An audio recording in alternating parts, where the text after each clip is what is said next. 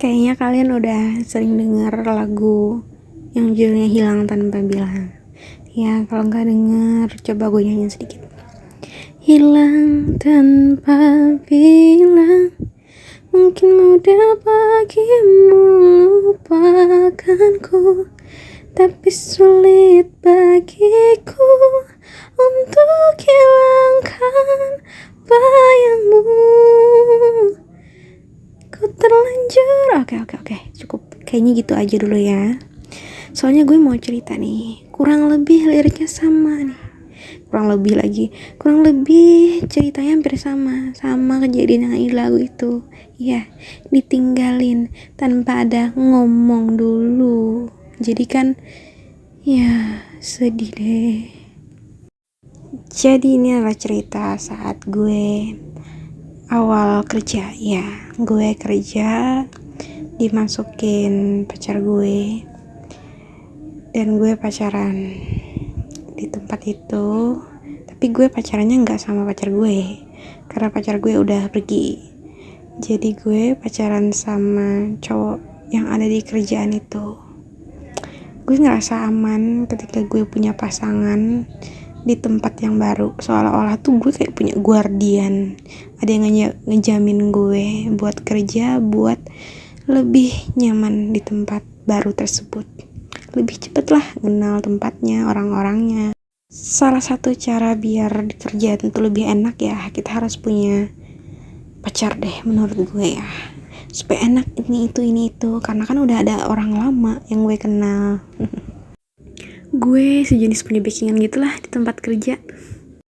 Saat itu ceritanya gue sayang banget nih sama pacar gue yang baru di tempat kerja baru pula kan. Kira-kira kami tuh pacarannya total 1,5 bulan aja, tapi udah cukup kok bikin gue sayang. Tapi gue mudah nih saat itu ngelupain dia. Karena apa? Karena gue tuh suka sama hal-hal baru yang menyenangkan. Iya, gue kepincut laki-laki lain lagi yang ada di tempat kerja gue. Sebut saja lah kan, pacar gue yang di tempat kerja baru ini namanya, enggak deh, si A. Si A. Dan gue tuh lagi deket sama si B. Gue mau ceritain pacar gue dulu lah ya. Gue kerja di sana enak, have fun dengan kerjaan gue yang juga gue suka. Pastinya kenapa di sana menyenangkan, karena gue anak baru dan gue cewek, jadi pasti banyak tuh yang sok-sokan bantu gue padahal mau deketin gue. Ya gue sih bukan orang yang cantik banget ya, cuman gue tahu kalau anak baru itu pasti banyak yang ya kepo. Banyak yang ngechat gue, deketin gue secara langsung gitu, sekali ngomong atau nggak ngajak makan siang bareng, sementara mereka tahu gue punya pacar. Ya setelah itu juga mereka deketin gue dengan cara ngechat atau nelpon gue ketika pergantian shift gue beda sama pacar gue. Jadi pacar gue lagi kerja, gue libur enggak, gue masuknya malam maksudnya. Terus gue banyak tuh yang ngechattingin gue, jalan yuk, pacar lo kan lagi sibuk.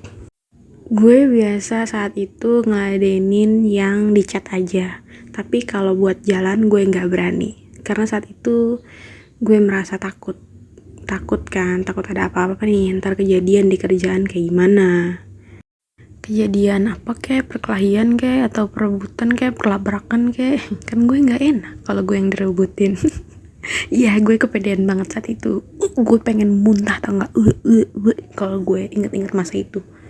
Ngerasa gue tuh paling menarik aja. Ya ada deh masa-masanya kayak gitu, untung udah lewat sekarang. Ya gue tuh suka banget macem-macem main belakang sama pasangan gue, yang main api lah. Dan akhirnya gue kebakar sendiri setelah 1,5 bulan gue pacaran. Kan tadi gue bilang itu ceritanya saat gue udah mau resign dari kerjaan itu. Pada malam saat gue mau ambil gaji nih ya, saat itu gajiannya malam, pas banget. Gue dateng lah ke sana malam terakhir gue, dimana malam itu juga gue ketahuan selingkuh dari pacar gue itu. Ya selingkuhnya sama orang-orang di kerjaan itu juga. Kan gue duduk santai. Dia itu mau pinjem handphone gue, pinjem dong kata dia kan. Ya gue saat itu lupa ngapus chat dari, ya gue kasih aja kan, dia duduk di samping gue. Dia buka lah beberapa chat di sana. Kira-kira 1 atau 2 menit dia baca, dia lihat muka gue. Terus dia bawa handphone gue, dia masuk ke dalam. Saat itu gue nggak berwenang buat masuk ke tempat kerja karena itu bukan shift gue.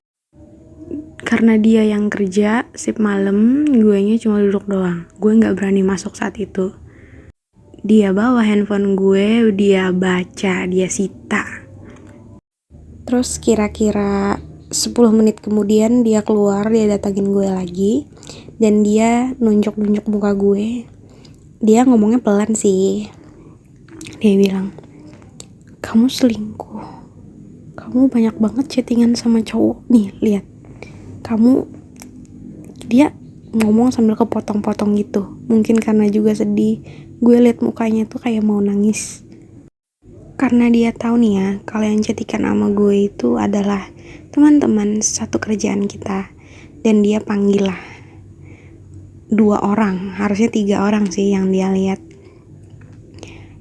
2 orang masuk ke dalam ruangan. Ada 1 ruangan gitulah yang nggak kepake.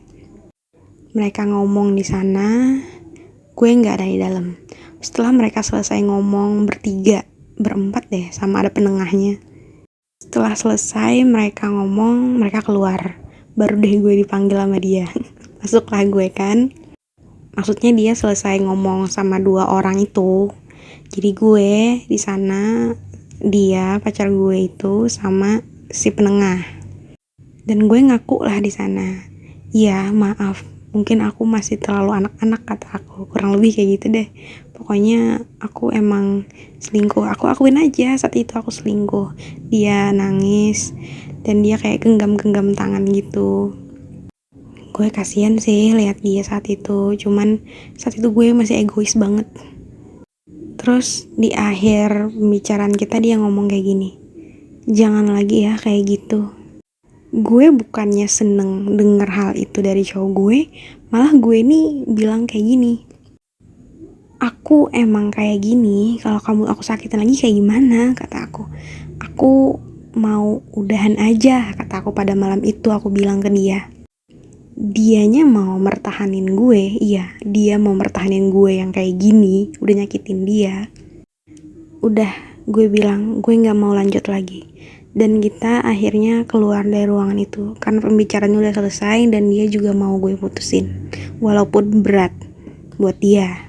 Karena dia beberapa hari kemudian masih ngubungin gue, masih kayak, ya lo tahu kan kalau biasanya nih ya, dia itu kayak ngirimin gue foto atau gambar video dia gitu lagi mabok, lagi minum obat. Lo tahu nggak, ngobat gitu dia kirim ke gue. Dia nggak bilang sih ini semua karena kamu makanya aku kayak gini, enggak. Tapi dia foto-foto gitu aja seolah-olah supaya gue tuh peduli sama dia. Saat itu gue ya peduli enggak. Gue juga enggak ngelarang dia secara langsung ya, kayak gue datengin, stop, gak usah minum ini, gak usah minum itu, jangan kayak gini, jangan. Enggak, gue cuma biarin dia aja. Tapi gue paling bilang, jangan diminum ya, kamu jangan nyakitin diri kamu, aku bilang. Kejadian itu hampir 1 atau 2 minggu deh. Dia ngobat, dia minum, mabuk sama teman-temannya buat ngelupain sakit hatinya sama gue katanya. Setelah kejadian itu hubungan gue sama dia baik-baik aja. Bahkan kalau gue gak kehilangan kontak dia, mungkin kan masih kontak-kontakan sampai sekarang. Karena gue itu punya prinsip ketika punya pacar selesai gitu jadi mantan, gue itu gak mau yang gak saling tegur, berpaling muka, sok-sokan cuek gitu. Menurut gue ya jadi temen aja, bagusnya sih kayak gitu. Gue gak mau ada masalah. Masalahnya cukup saat kita proses putus aja. Setelah kita putus, gue berharap kita jadi teman baik, gak ada dendam-dendaman. Dan syukurnya gue setiap berapa kali putus, kita tuh tetap ada masalah saat putus, tapi ya kita tuh tetap jadi teman baik. Itu yang gue seneng dari hubungan gue, nggak ada dendam. Jadi kalau ketemu tuh kayak gimana kabarnya sekarang, kayak temen aja. Gue pengen ngelanjutin ceritanya sebenarnya, cuman karena udah lebih dari 10 menit, gue nggak mau bikin video itu panjang-panjang.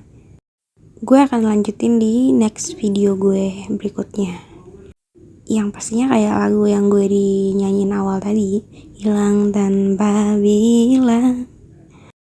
Sorry banget nih dari Kak buat video yang gue potong, harus gue jadiin part berikutnya buat nyambung cerita ini.